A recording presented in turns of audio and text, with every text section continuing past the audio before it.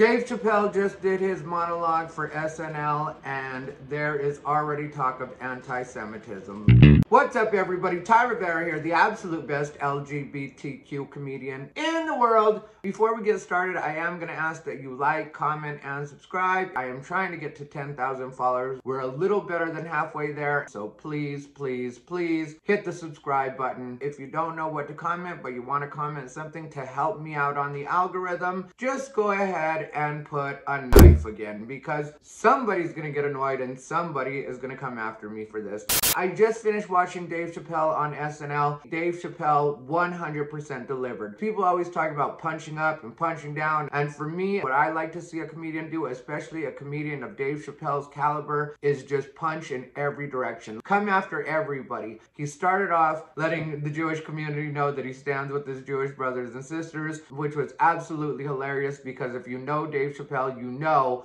that after he says something like that, he's gonna let the other shoe drop. He addressed the Kanye tweet, the DEFCON 3 tweet, and let everybody know that when he saw that, he kind of stepped back because he was like, you know what, let me see what's gonna happen first. Let's see.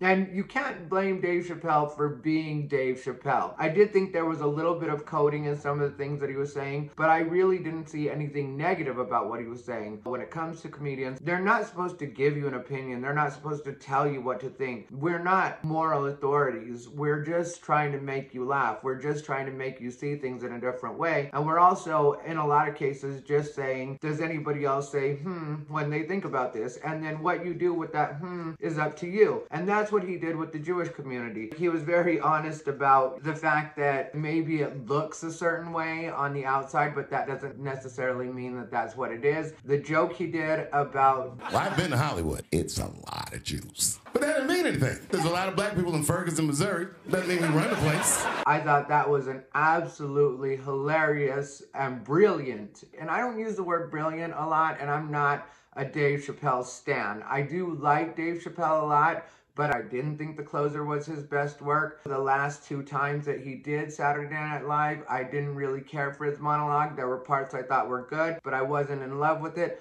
This particular one, I definitely am in love with, just because he really did come after everybody. Like when he talked about Herschel Walker, he mentioned... I don't want to speak badly of because he's black. But then at the same time, he went ahead and went through with his jokes, where he referred to Herschel Walker as being... It's observably stupid. He warned America not to get too comfortable in thinking that the Trump era is over, and talked about him being from Ohio and what he sees over there. And the reason that Trump was so popular, he did a hilarious joke about Melania where he acknowledged her beauty, but at the same time said that his wife is beautiful, no question about it, but she looks like the kind of chick that James Bond would smash but not trust. Which I thought was absolutely hilarious. I'm a Trump supporter, if you didn't know. I also do love Melania. I think she's beautiful, but I thought that that was a great joke. He mentioned the Trump and Russian collusion, which that was hilarious. The way that he was doing everything tonight was so great. It really was like watching a tightrope act. It really was like watching somebody just completely walk that line of, is he gonna go too far? Is he gonna say too much? Is he gonna offend people? And then he would bring it right back and make it fun again. And I don't think that anybody could deny that that was a brilliant set. It was 15 minutes was how long it was.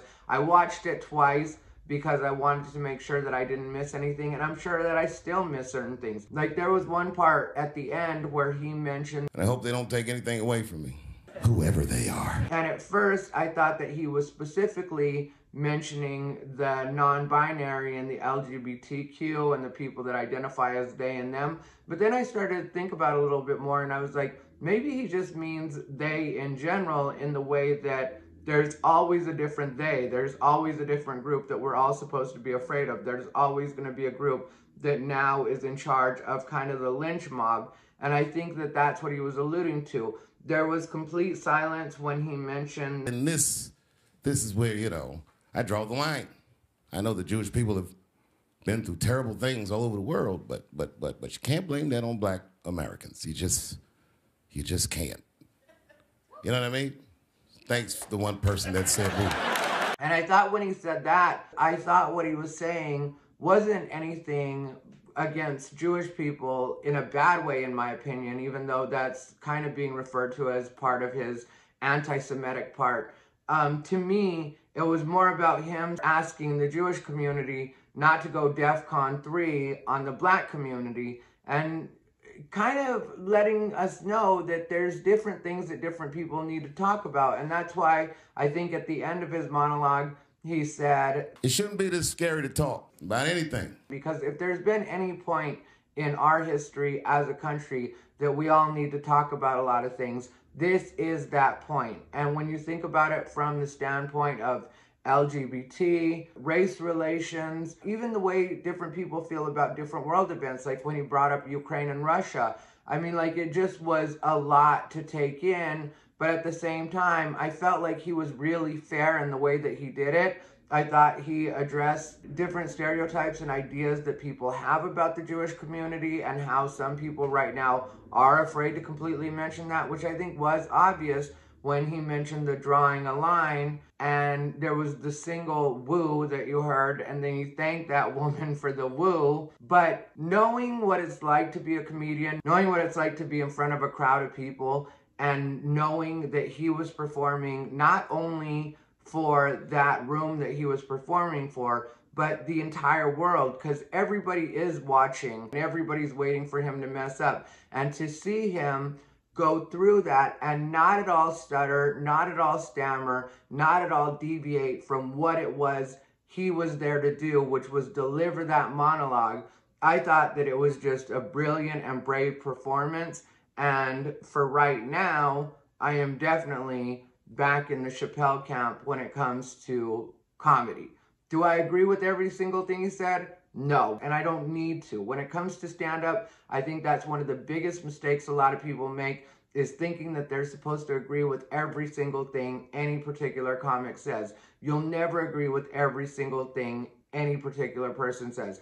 Even if you're from the same demographics as them, you still will find things about what they say where you're like, okay, that I don't agree with, or that's not my experience, or that wasn't particularly funny to me.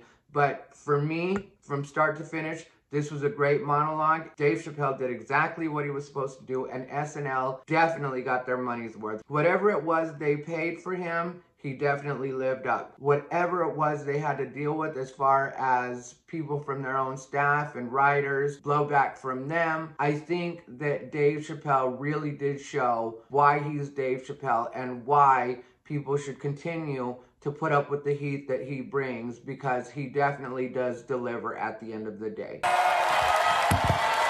That's the way I felt about it. Let me know what you guys think down below in the comments. I appreciate you guys watching. As always, this has been Ty Rivera, the absolute best LGBTQ comedian in the world.